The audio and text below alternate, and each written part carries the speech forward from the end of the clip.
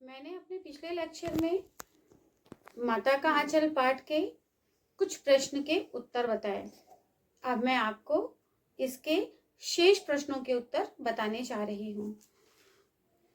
अगला क्वेश्चन है कि पाठ पढ़ते पढ़ते आपको भी अपने माता पिता का लाड़ प्यार याद आ रहा होगा। अपने इन भावनाओं को डायरी में अंकित कीजिए।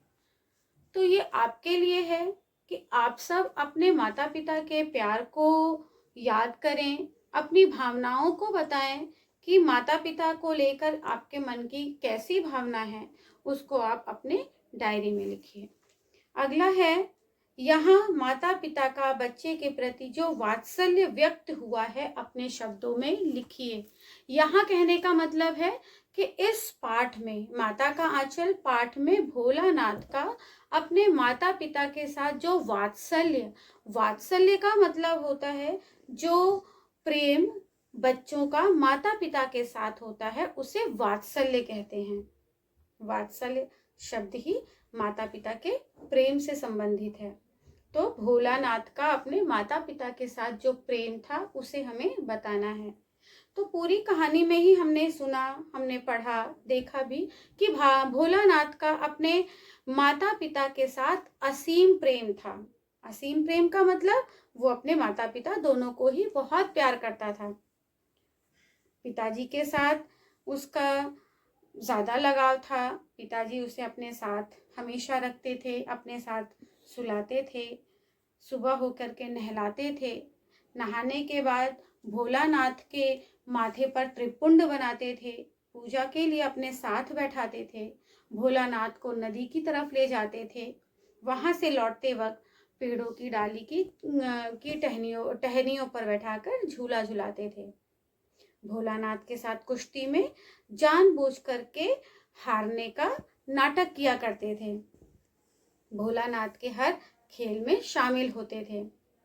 इसी तरीके से माताजी भी भोलानाथ के साथ बहुत लगाव था। ये कहने की भी बात नहीं है कि माँ का अपने बच्चे के साथ क्या लगाव होता है। वो भोलानाथ को के बालों में तेल लगाती थी, चोटी बांधती थी और अपने हाथों से ही खाना खिलाने में वो संतोष रखती थी।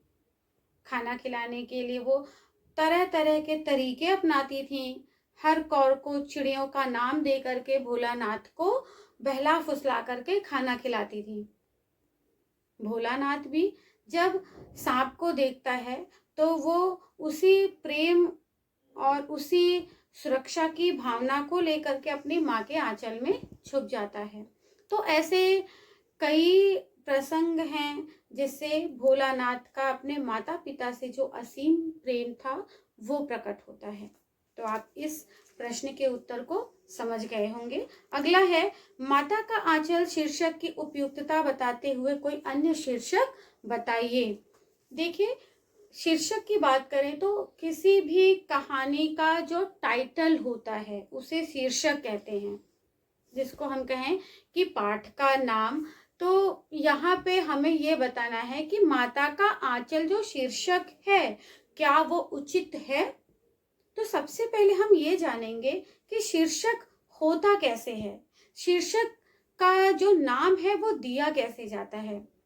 किसी भी कहानी का जो शीर्षक होता है वो या तो वहाँ के पात्र पे निर्भर होता है। पात्र का मतलब जो कहानी के कैरेक्टर होते हैं, चरित्र होते हैं, उन पर निर्भर होता है, या उसकी कथा वस्तु पर निर्भर होता है, या उसकी घटना पर आधारित होता है।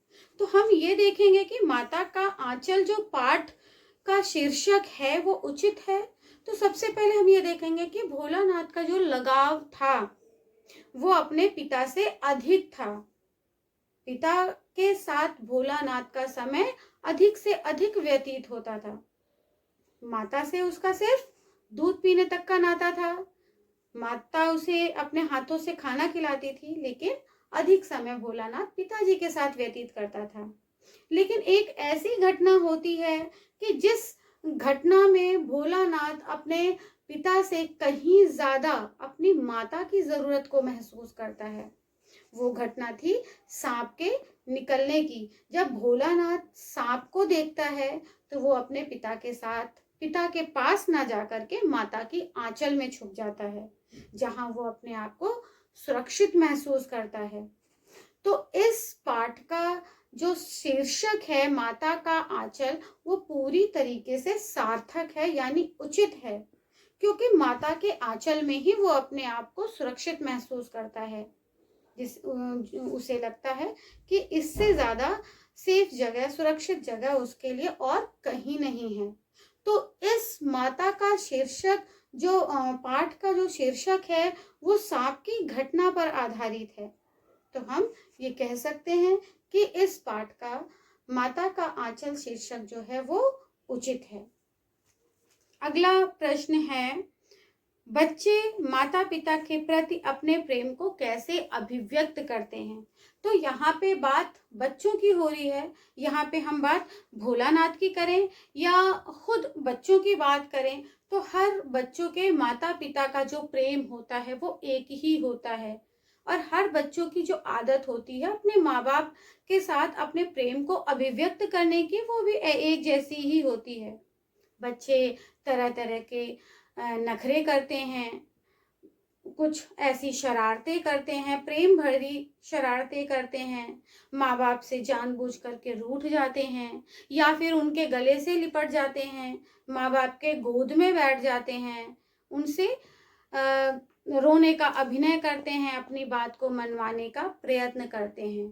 तो बच्चों के ऐसे कई प्रेम होते हैं जो उनके प्रेम को अभिव्यक्त करते हैं।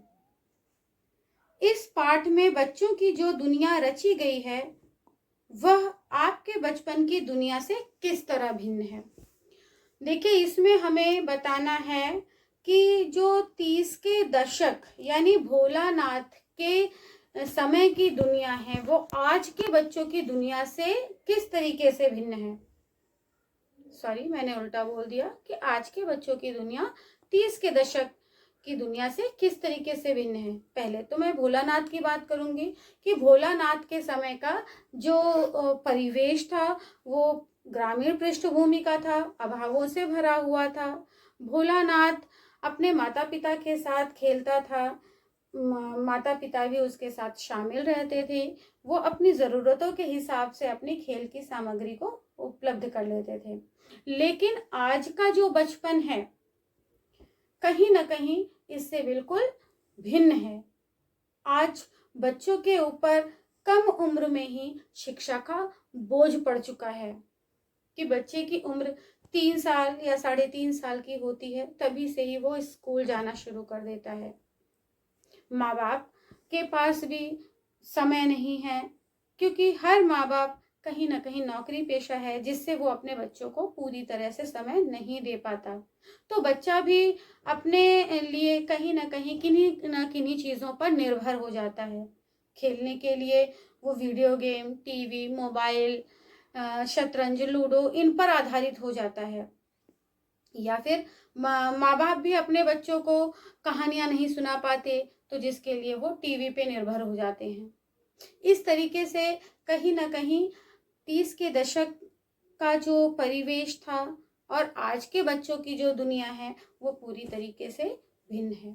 तो बच्चों, अब आप समझ चुके होंगे कि माता के आंचल पाठ का जो प्रश्न उत्तर है, आपने अगर इस कहानी को अच्छे से समझ लिया तो उम्मीद करती हूँ कि आपको इसके प्रश्न उत्तर भी समझ में आ रहे होंगे। इसी के साथ मैं यहाँ बंद करती हूँ। आप इसको देख करके इसके प्रश्नों के उत्तर खुद से लिखने की कोशिश जरूर करेंगे। धन्यवाद।